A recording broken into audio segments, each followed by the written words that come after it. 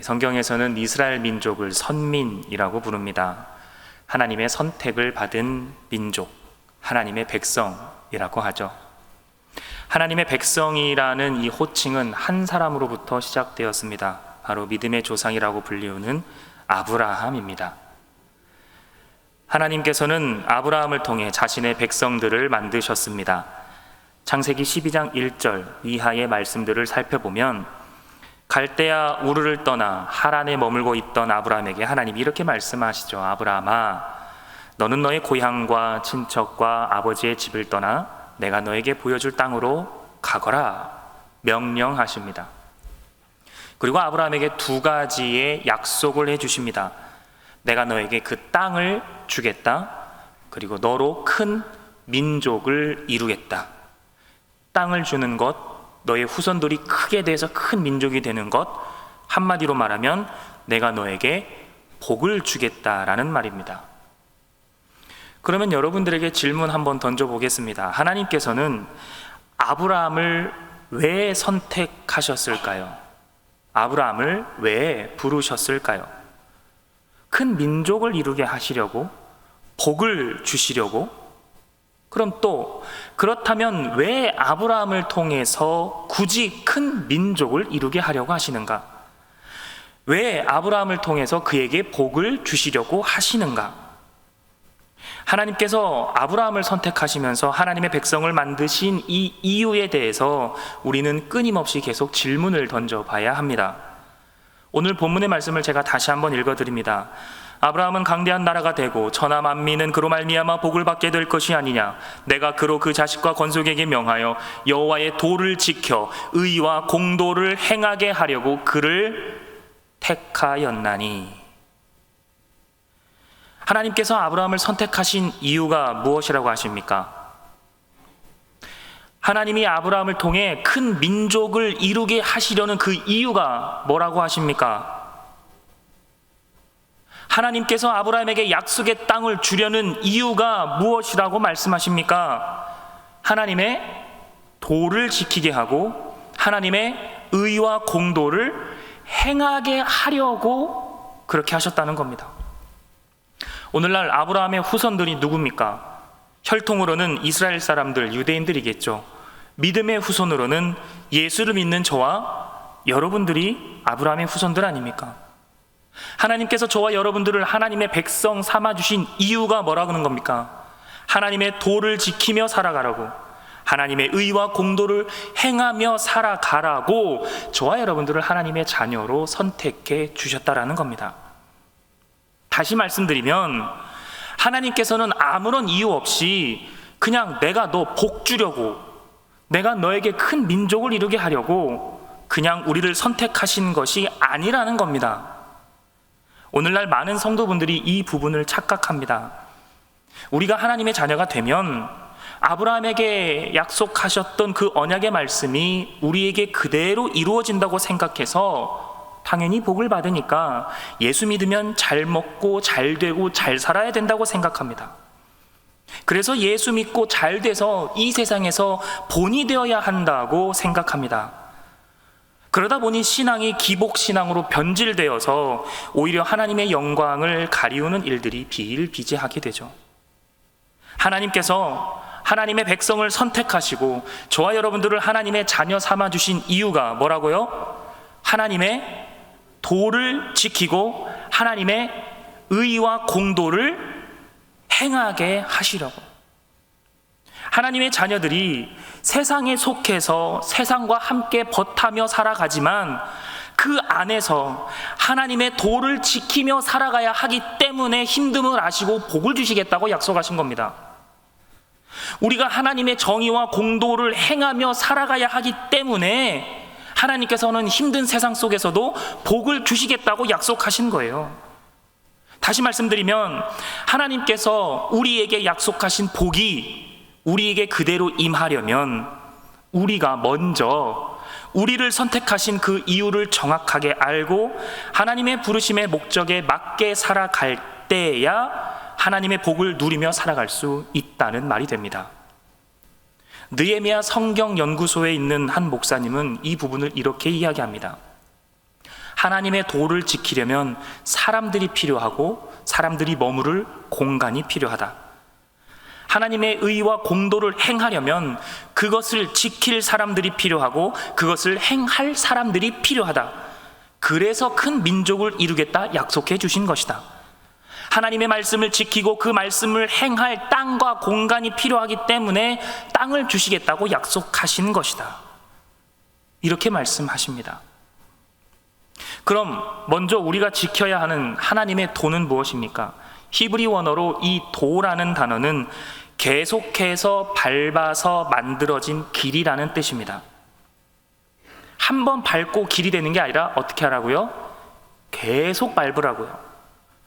하나님의 자녀인 저와 여러분들이 하나님의 말씀과 명령을 한 번 들었다고, 목사 되었다고, 장로 되었다고, 신앙생활 수십 년 했다고 다 아는 게 아니라 죽을 때까지 계속해서 지켜나감으로 우리의 일상의 삶이 말씀의 길 위에 있어야 한다는 것을 의미합니다. 우리가 행해야 하는 하나님의 의는 무엇입니까?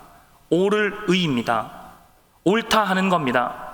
말씀을 자세히 읽어보면 너희가 의를 행하라 말씀하지 않으시고 하나님의 의를 행하라 이렇게 말씀하고 있어요. 인간으로서 행해야 하는 우리가 보기에 옳은 것이 아니라 피조물 인간이 창조주 되시는 하나님과의 관계에서 윤리적으로 도덕적으로 올바르게 행동해야 한다는 것을 의미하고 있습니다. 성경에 어떤 인물이 이렇게 살았습니까? 바로 요셉입니다. 보디발 장군의 아내가 요셉에게 동침하기를 청했을 때 그 집안에는 아무도 없었습니다. 그럴 때 요셉이 뭐라고 했습니까? 아니다, 하나님이 계신다. 나는 사람들 앞에가 아니라 하나님 앞에서 죄를 범할 수 없다 외치며 그 자리를 박차고 뛰어나가지 않았습니까? 이게 바로 하나님의 의를 실천한 겁니다.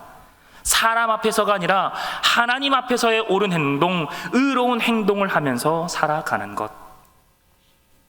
또 우리가 행해야 하는 하나님의 공도는 무엇입니까? 공도는 히브리 원어로 심판하다, 다스리다 라는 뜻이 있습니다. 이 마찬가지로 하나님의 공도입니다. 그렇다면 모든 심판과 다스림의 근본적인 근거는 바로 하나님이시라는 겁니다.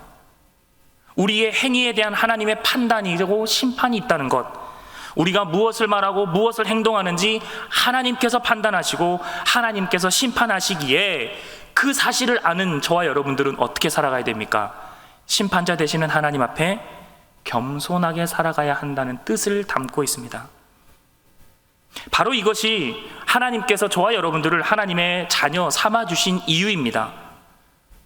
꾸준하게 성경 읽고 꾸준하게 성경 필사를 하고 성경 공부를 꾸준하게 하고 있다고 해서 말씀 위에 살아가는 것이 아닙니다. 읽고 필사하고 공부한 그 말씀을 내 삶의 중심으로 모셔놓고 누구 보기에 좋다고요? 하나님 보시기에 좋은 것, 하나님 보시기에 옳은 것, 그 옳은 일을 어떻게 해야 된다고요? 한 번 하고 끝입니까? 계속함으로써 하나님의 의를 계속 행하며 살아가는 것. 또 어떤 생각을 가지고 있어야 됩니까? 내가 하는 말과 행동은 반드시 누가 심판하십니까? 하나님이 심판하시기 때문에 심판자 되시는 그 하나님 앞에서 겸손하게 살아가게 하시려고 하나님께서는 저와 여러분들을 자녀 삼아 주셨다라는 겁니다. 하나님께서 우리를 이렇게 살아가라고 자녀 삼아 주셨는데 이러한 이유와 목적이 분명하게 있는데 이렇게 살지 못하면 우리는 하나님이 우리를 선택하신 목적에 맞지 않게 살고 있다는 거예요. 분명한 목적을 가지고 어떤 용도에 맞게 뭔가를 만들었는데 막상 만들고 나니 목적에 맞지도 않고 용도에 맞게 활용도 못합니다. 그러면 무슨 쓸모가 있겠습니까? 오늘 본문을 메시지 성경에서는 이렇게 이야기합니다. 내가 아브라함을 선택한 것은 그가 자기 자녀와 후손을 가르쳐, 하나님의 말씀을 가르쳐 하나님의 생활 방식을 따라서 친절하고 너그럽고 바르게 살게 하려고 선택한 것이다. 하나님께서 아브라함을 통해 자신의 백성들을 굳이 만드신 이유, 하나님의 백성들이 계속해서 그들의 자녀에게 하나님의 말씀을 계속 가르쳐서 하나님의 말씀대로 살아가게 하려고. 그럼 하나님의 말씀대로 살아가는 삶은 어떤 삶입니까? 모든 이들에게 친절한 것, 모든 이들에게 너그러운 마음을 가지고 화평을 전하며 살아가는 것, 이것이 하나님 보시기에 올바른 삶이요, 이렇게 살아가는 것이 저와 여러분들을 하나님의 백성 삼아 주신 이유라는 겁니다. 하나님의 말씀을 받았으면 그 말씀대로 살아가야죠. 말씀대로 살아가는 것 다름 아닌 친절하게 서로를 대하는 것이라고 성경을 말씀해 주고 있습니다. 하나님의 말씀대로 살아가는 건, 내가 너를 내 자녀 삼아 준 것은 너그러운 마음을 가지고 화평을 전하며 살아가라고 너를 내 자녀 삼아 주셨다라는 거예요. 이렇게 우리가 하나님의 부르신 이유와 목적에 맞게 살아갈 때, 그제서야 비로소 우리는 올바르게 살아가는 진정한 그리스도인이 되는 겁니다. 여러분, 교회에서 가장 많이 강조하는 단어, 가장 많이 얘기하는 단어 하나만 꼽으라면 뭐겠습니까? 사랑이죠. 사랑이 제일 많이 나옵니다. 그러나 그 사랑을 말하려면 적어도 친절해야 한다는 겁니다. 사랑을 이야기하려면 적어도 먼저 마음에 너그러운 마음을 가지고 사랑을 얘기하라는 겁니다.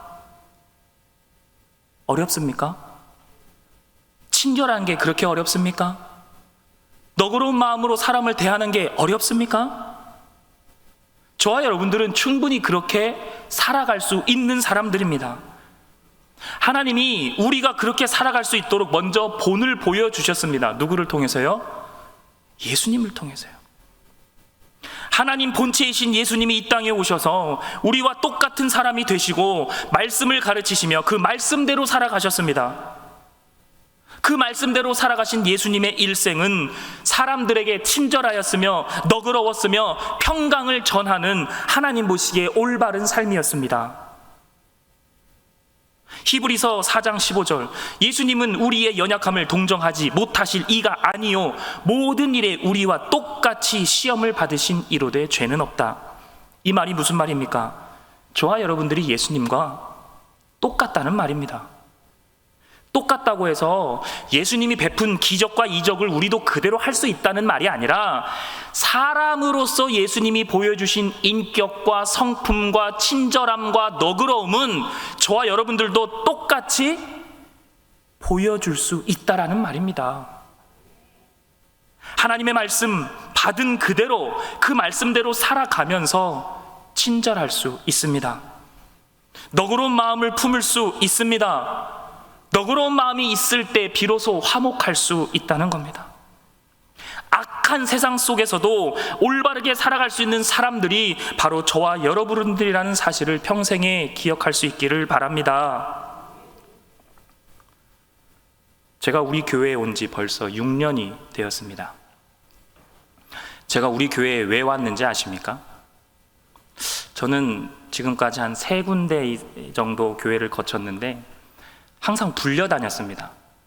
제가 이력서를 내지 않고 전도사 시절부터 너의 그런 달란트가 필요하다, 우리 교회 와줘라 그래서 불려다녔는데, 제가 처음으로 정말 가보고 싶다, 배우고 싶다, 이력서를 써서 지원한 교회, 처음 교회가 우리 광주 베들교회였습니다. 어떤 소문이 나서 제가 이 교회에 오게 되신지 아십니까? 첫 번째, 위임 목사님께 목회를 배워보고 싶어서 왔습니다. 너무 정직하다고 소문이 나셔가지고, 근데 정직해도 어느 정도껏 정직해야 되는데 너무 대쪽같이 정직하셔가지고 주위 사람들이 걱정할 정도로 소문났다. 그래서 정직하신 목사님께 내가 정직한 목회를 한번 배워봐야 되겠다, 그래서 지원해서 오게 됐습니다.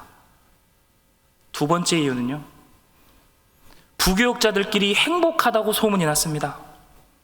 원래 부목사들은 보이지 않는 경쟁 상대입니다. 왜냐하면 훗날에 다들 이제 담임 목사로 나가야 되기 때문에 선의의 경쟁을 하는 관계가 될 수밖에 없습니다.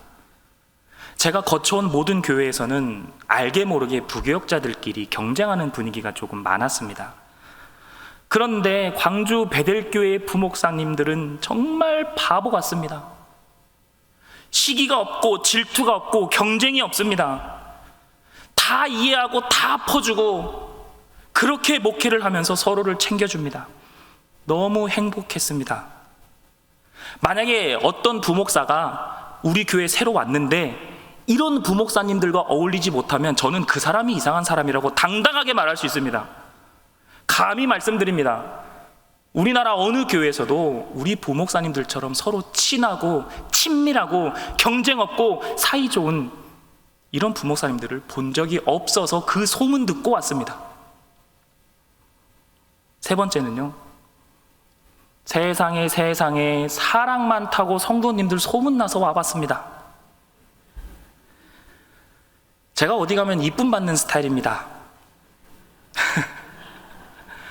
근데 여기 와서 이렇게 이쁨을 많이 받아보긴 처음입니다. 살다가 뭐만 있으면 갖다 주고 뭐만 있으면 날라주고 있는 거 없는 거 다 퍼주는 성도들 처음 봤습니다.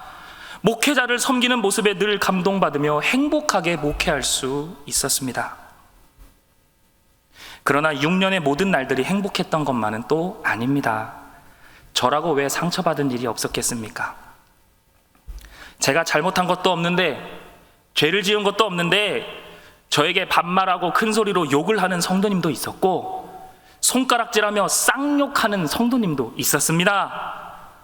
그런 일 당하면 저도 인간인지라 상처받고 많이 울었습니다. 뭐 저뿐만 아니라 우리 목사님들 다 한 번씩 그렇게 상처 받아봤을 겁니다. 그러나 이거 가지고 잘했네 못했네 따져서 뭐 하겠습니까? 이유 여하를 막론하고 그래도 목사로서 한 명의 성도에게라도 마음의 불편함을 드렸다면 제가 정말 죄송하고 회개하는 심정으로 머리 숙여 사과를 드리고 싶습니다. 말씀을 준비하면서 저 자신을 정말 많이 돌아봤습니다. 나는 내가 정말 오고 싶어서 온 이 교회에서 사랑 많은 이 성도님들에게 목회자로서 하나님의 말씀을 잘 가르쳤는가? 성도님들에게 친절하게 다가갔는가? 나는 정말 너그러운 마음으로 성도님들을 대했는가? 하나님 보시기에 올바르게 목회를 했는가? 계속해서 묵상했습니다. 저를 겪어본 성도님들은 잘 아실 겁니다. 누구보다 하나님께서 저의 진심을 잘 아실 것입니다. 오늘 이 설교가 제가 우리 교회에서 하는 마지막 설교입니다. 이제 12월부터는 서울에 있는 교회로 가서 새로 부임을 해서 거기서 또 새로운 사역을 하게 됩니다. 다음 주에는 성도님들에게 이제 사임 인사를 할 겁니다.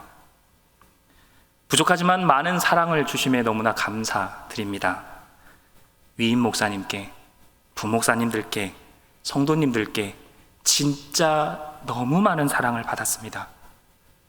참으로 행복하게 목회를 할 수 있었습니다.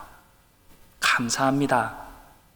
그리고 마지막으로 부족한 제가 여러분들에게 진심을 담아서 꼭 한 말씀 드리자면, 제발 친절한 사람이 됩시다.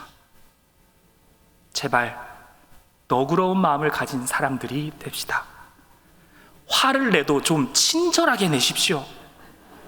소리를 질러도 좀 친절하게 소리를 지르십시오. 쫌생이 같은 마음 가지고 일어나지 말고 너그러운 마음을 가지고 일어나서 제발 좀 친절하게 대화하고 친절하게 서로 소통할 수 있는 광주 베델교회 될 수 있기를 간절히 소망합니다.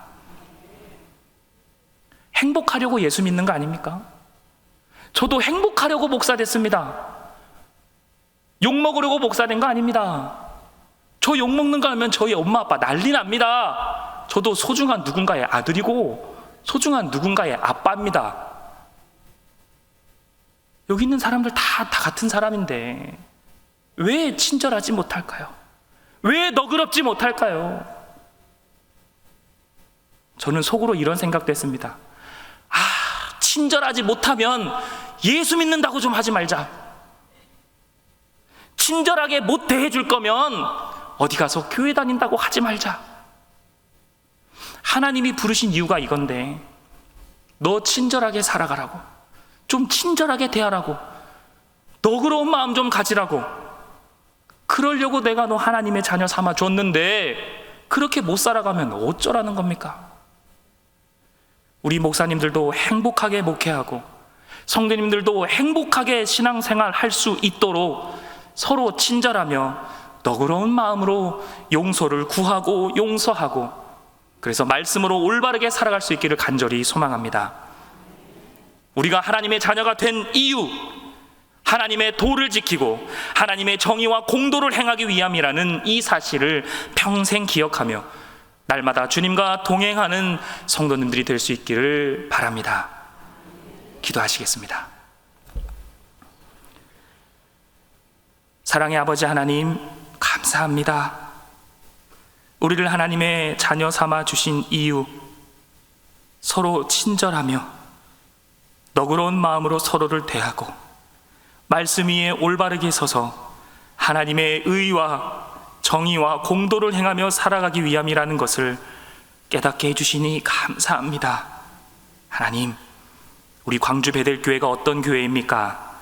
규모가 있고 역사가 있는 교회가 아니라 예수의 핏값으로 세워진 교회라는 사실을 기억하게 하옵소서. 목사님들이 행복하게 목회하고 성도님들이 행복하게 신앙생활 할 수 있는 그 교회가 바로 우리 광주 베델교회가 되게 하여 주옵소서. 서로 친절히 대하며 서로 너그러운 마음을 가지고 사랑하며 안아주고 보듬어 줄 수 있는 교회가 바로 우리 광주 베델교회 되게 하여 주옵소서. 하나님이 하나님의 백성 삼아주시는 이유를 평생 잊어버리지 않고 우리를 자녀 삼아주신 그 은혜에 감사함으로 날마다 하나님께 영광 돌리는 삶을 살아가는 주의 백성들이 다 되게 하여 주옵소서. 감사하며 예수님의 이름으로 기도드리옵나이다. 아멘.